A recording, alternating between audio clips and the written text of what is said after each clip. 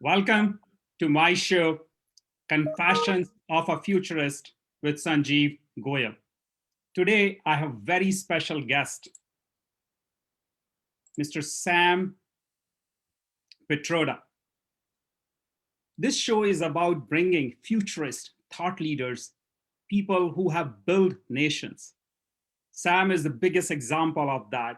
He almost acted as the chief innovation officer of India from 1980 to almost 1990.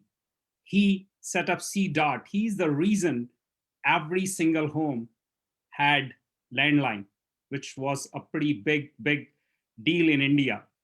Growing up, I used to watch him every single day in the newspaper.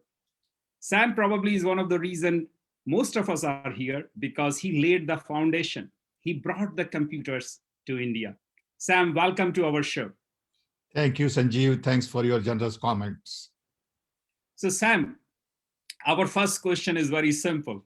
Do you have a confession for our audience? No. All right. So Sam, let's talk about your new book. It's very intriguing title. So would you mind sharing with our audience, what is it about and what transpired you to write this book? The book is titled Redesign the World, a call to global action. It is being released by Penguin in India. Simultaneously, it will be released in UK and US. It will be available all on online platforms beginning April 26th. So this is sort of a pre-launch conversation on the book. As you know, I was born in 1942.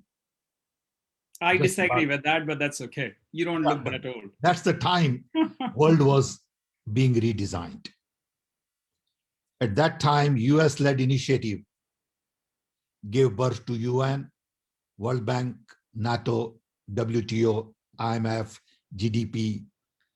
That design, which was predominantly based on democracy, human rights, capitalism, consumption, and military, served us pretty well for 75, 78 years. That's true.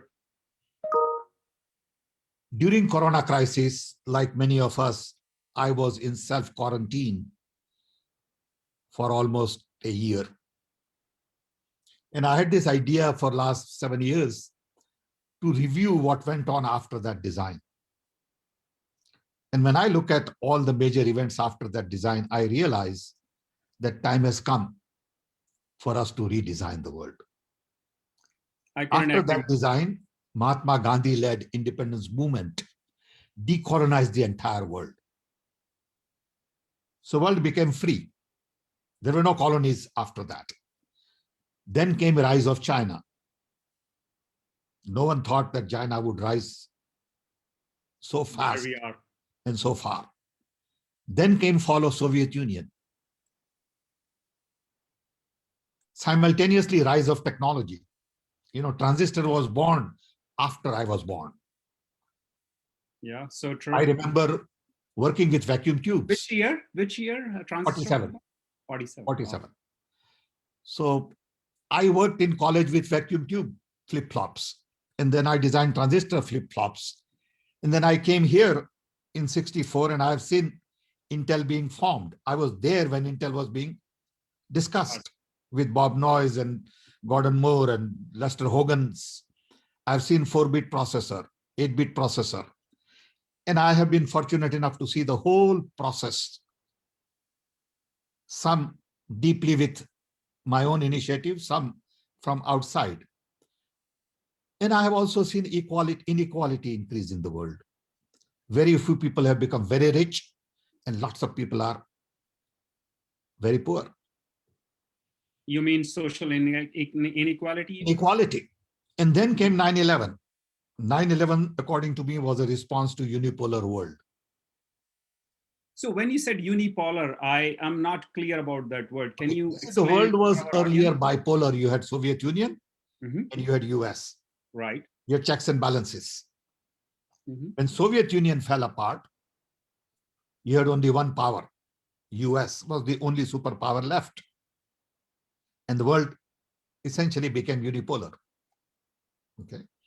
And then finally came 9/11. I mean, sorry, COVID-19. COVID-19 gives us an opportunity to rethink, evaluate ourselves. Yeah. Because the world today is predominantly based on focus, very clear focus on money markets, geopolitical equations, businesses, trade, and conflicts. Right. All over the world. You see what is going on today between China and US is one classical example. What went on in Iraq, what went on in Afghanistan, what goes on in, what went on in Libya are basic examples of conflicts of either differences in philosophy, ideology, or grabbing for assets. True. When I was in America in early 60s, I was drafted to go to Vietnam. Okay. And I couldn't see myself fighting in Vietnam because I didn't agree with the idea of Vietnam War. Look at the amount of money we have spent on Afghanistan war. Okay. So I think world today needs rethinking. And when I think of the world, I come to conclusion that there are only two important things in life. Nothing else. One is planet.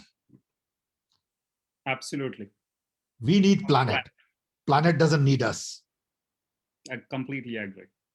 So we need to really focus on not only climate control, our rivers, our forest, animals, birds, bees. Okay. So before we jump to that, Sam, the question I'm still trying to understand the polarization, because I personally feel it's just me, maybe in last decade, we become more polarized. Either we are yes or no. Growing up, it was more of like we have better understanding. We were ready to accept the views of other side. I see the same thing in US, same thing in India, same thing in South America. Every single place I go, people are so polarized that don't you think that is harming our planet more than anything else? No, I don't think so. I think polarization is hurting our democracy. Okay. Polarization is hurting our freedom, autonomy, institutions. But environment is being damaged by our activities, whether it is burning coal or polluting rivers or overfishing. There's a huge difference. So let's take one topic because we have very limited time. So I want to talk to you really the state of economy today. You have you are in public service for more than 4 decades and in the leadership role where you were defining the future of 1.3 billion people. So what you think next 20 years we should be doing so we have a better world than the world we got into?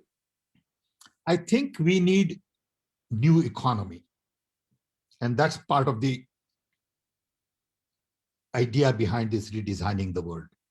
There is a chapter on new economy because our capitalism, which is a great idea, has been hijacked by greedy people, institutions, by false narratives. Today, stock market is more of a casino. That was not the idea of the stock market when stock market was set up. True. It was set up to help entrepreneurs raise money. Yeah, now it is controlled by big money. They can take it up, they can take it down, they can pump so much money. So I think what we need is not just focus on money. See, everybody is focused on GDP, GNP, per capita income, balance of payment, trade deficit. Those measurements are not the only measurement that defined economy. True. Very true. I talk about this in my book many years ago in 80s. Someone from US government had come to see me in India, and he was banging on my desk saying, you guys are promoting indigenous development and you are blocking import in telecom. Okay. He said, do you realize that India is basically broke? You have only a few weeks of foreign exchange reserve. Mhm. And I said, wait a minute, how could a nation like India be broke? We have temples. I said, I'll sell one of my Taj Mahals. He said, no, you can't do that. I said, why not? I said, do you realize how much money we have in our temple? And then we found out recently, 10, 11 years ago, that one of our South Indian temple has 5 doors. We opened one door, and one door had $25 billion worth of gold. No way. Yeah, Seriously? Wall Street, it's a world over story. It's a very famous story in the world. Wow, I should go and check it One out. door, One door. Wow. 5. Wow. And this door was open after 150 years. Wow. Okay. So the asset of a country cannot be measured in terms of your bank balance. I 200% agree. It's the same way there's a So human. what we need to do is we need to create economy which is bottom up and not top down. Okay. We need to create economy which is not measured just in GDP, but it could be also measured in gross environmental product, gross human development product. Look at all the IIT graduates. The capital, intellectual capital they bring to India. How do you measure that? On whose balance sheet is that capital? On one hand, we talk about human capital. On the other hand, when it comes to capital, there is no entry for human capital. I jokingly said when I was talking to Piyush Goyal a few months ago, and I said, you know, what is the best export of India? This is all of us in the conference. Absolutely.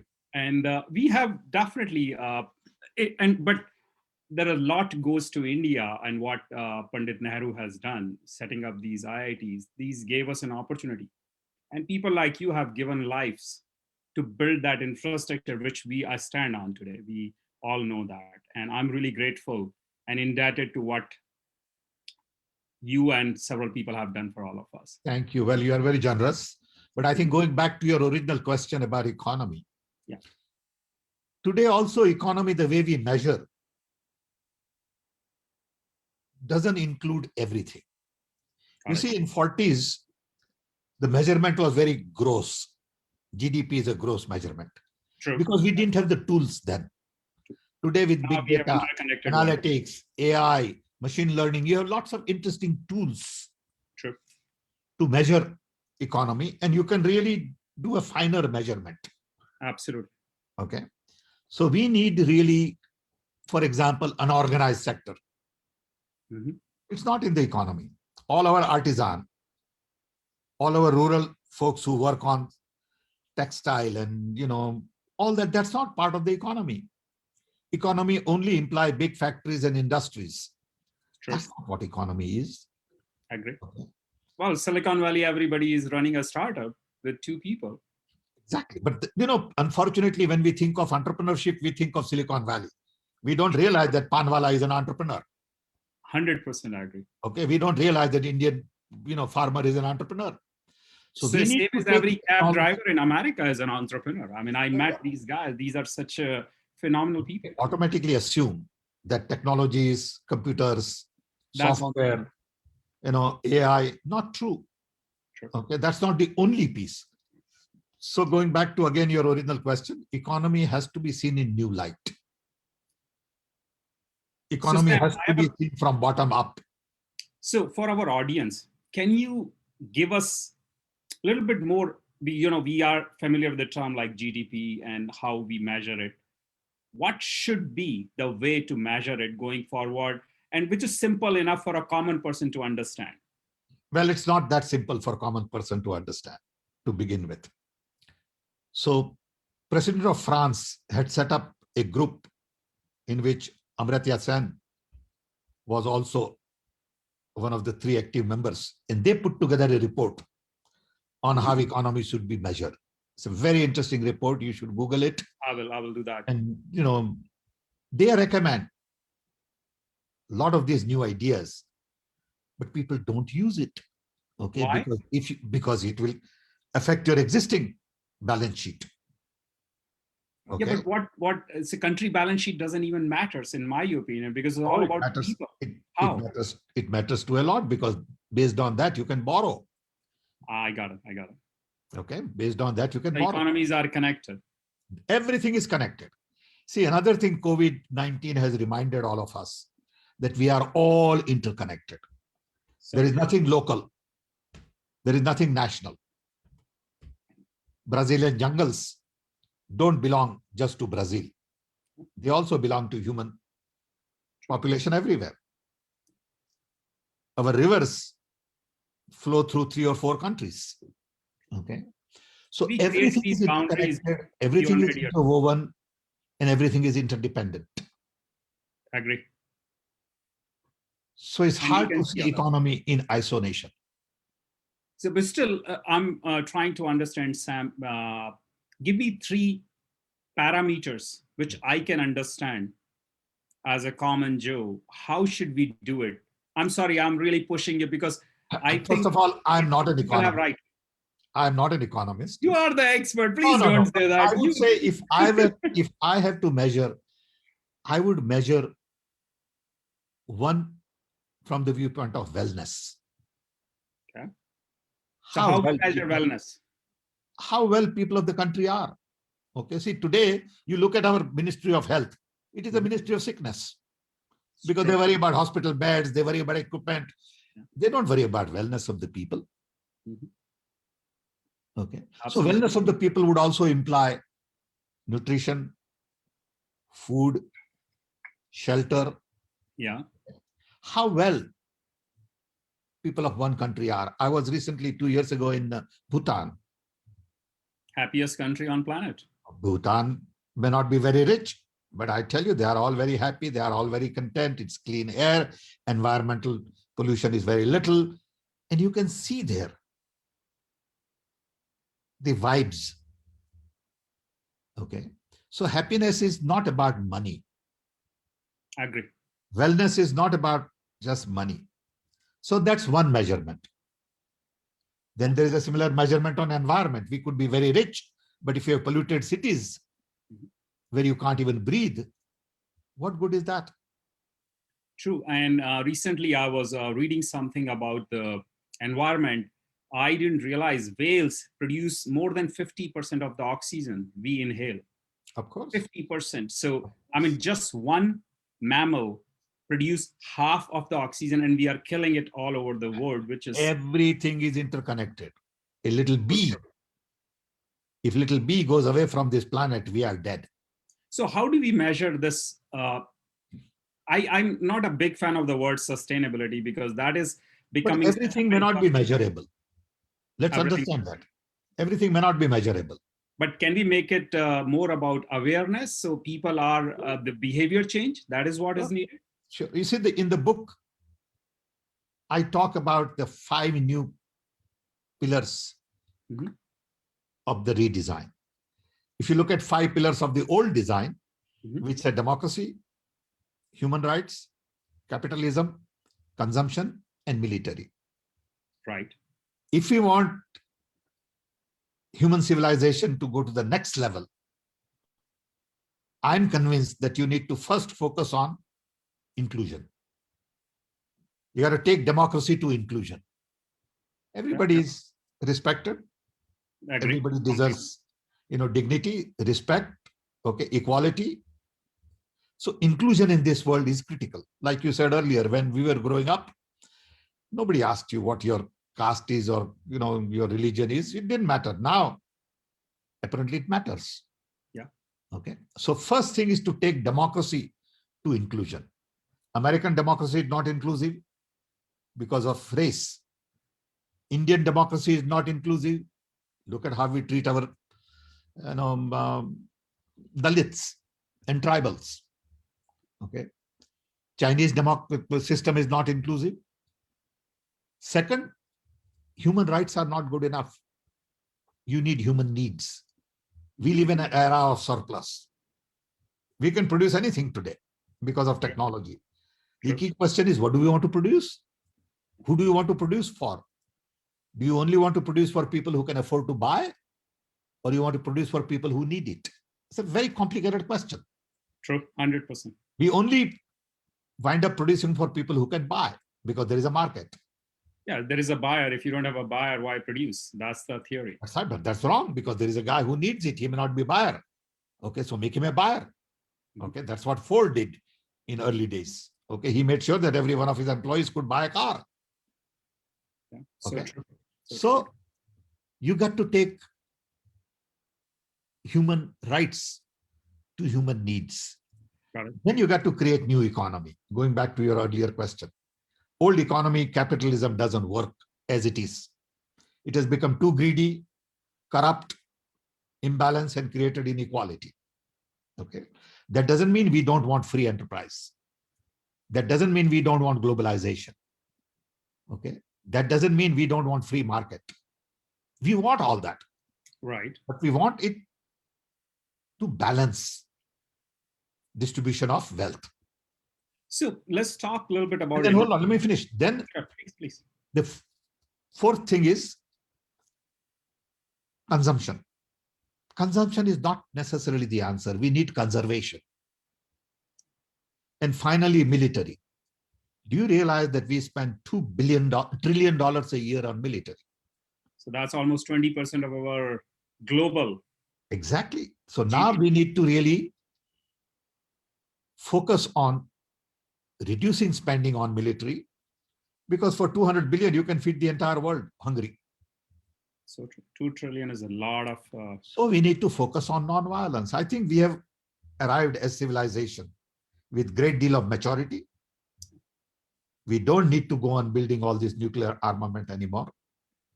Future war is not going to be fought by 2 million soldiers in the field. It is going to be fought from somebody's bedroom, managing robots somewhere. With computers. Yeah, so change the whole paradigm. And that's where you don't need to kill people for the war now. So war is on the stock market now. So it's exactly. changed. So the hyperconnectivity becomes the key driver of change. I decided to write this book because I'm convinced that hyperconnectivity today brings about unique opportunity that human civilization never had. For the first time in the human history, we are all connected. Never happened before. It never happened. This connectivity brings about democratization, decentralization, and demonetization. And how do you take advantage of hyperconnectivity to redesign the world? That's the book about. So Sam, let's talk a little bit more about decentralization, because I grew up in the world when everything was thought, how can we centralize it? Because there are so much inefficiency, more centralization we do, more middlemen we cut, more the local offices we cut, and we create better opportunities, better world, less cost to the consumer. Now we are talking about decentralization. How do you think our world will change and will get productivity out of it? See, first of all, we must recognize that at the time of independence, India had nothing. Mm-hmm. We had to build everything from scratch. True. India was essentially robbed. In 1760, Indian GDP was 25% of the world.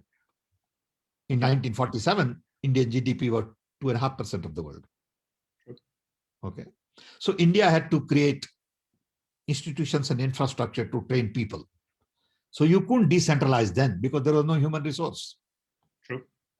So Nehrus of the world started IITs, hoping that they will build bridges in India.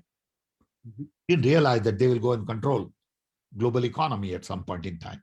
Almost $1 trillion. Yes. So initially, centralization was essential. But we probably held on to centralization a little too long. Today, every district should be independent. Every district should be allowed to plan their own destiny with own budget, own university, own hospitals, all of that. Okay, so we need to take decentralization all the way down to district. Same here, it has happened here. In America, decentralization works because when I pay my tax, city of Oak Brook gets piece of that. Absolutely. Pie. They use that in schools, they use that in building roads. And city of Oak Brook has a mayor, by the way, who happens to be from Indian community, and they plan it properly. Okay. So I think decentralization is the only way forward. The hyperconnectivity gives you new tools that we didn't have before. Sam, I can't thank you enough for your time today. I wish I can talk to you for another hour. There's so much we can go in depth, but I want to thank you on the behalf of my show, as well as Radio Zindagi, Droices, NTTVC, and IIT community. It's such a pleasure to talk to you. Uh, Twitter is the best way to follow what Sam is working on. He has phenomenal content he has produced. His work, I can't even tell you, I can't express my gratitude today, Sam. Thank you, Sanjeev. Thank you for the opportunity. Thank you, Radio Zindagi, for this unique opportunity. Wish you all the best, and I look forward to remain in touch with you. Thank you, Sam. Thank you. Please have a wonderful day. Thank you. You too.